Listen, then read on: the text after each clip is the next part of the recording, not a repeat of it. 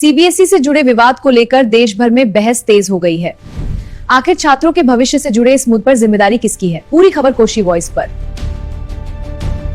आपने ये कहावत तो सुनी ही होगी कि कुम्हार पे बस न चला तो गधैया के कान ऐंठे।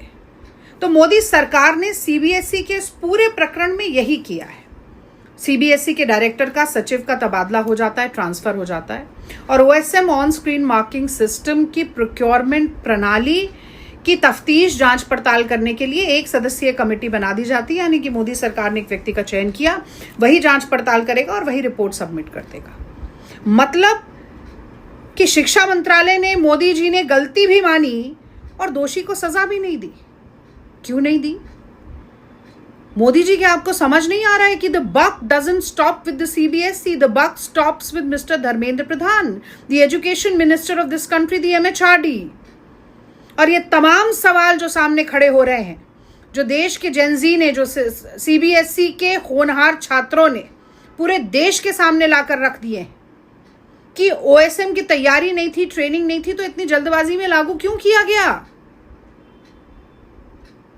कि जो फिजिकल चेकिंग का सिस्टम था उसको पूरी तरीके से ध्वस्त करके आज आपने एक सिस्टम खड़ा कर दिया जिसमें कि आंसर शीट किसी की है, मार्क्स किसी के हैं, धुंधली है, कहीं कहीं कुछ और मिल रहा है।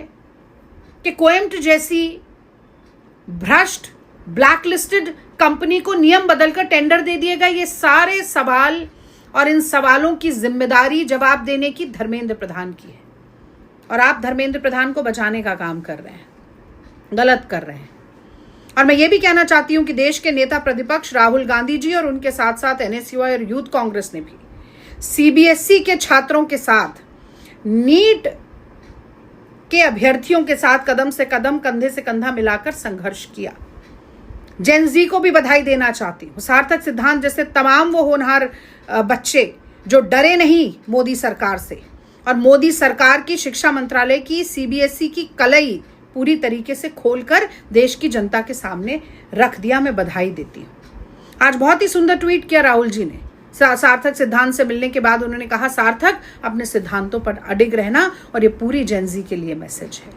और मैं ये भी बताना चाहती हूँ कि मोदी सरकार या मोदी सरकार के एक भी नुमाइंदे ने जेनजी की, सीबीएसई के बच्चों की, नीट के बच्चों की मन की बात सुनने के लिए किसी को नहीं बुलाया।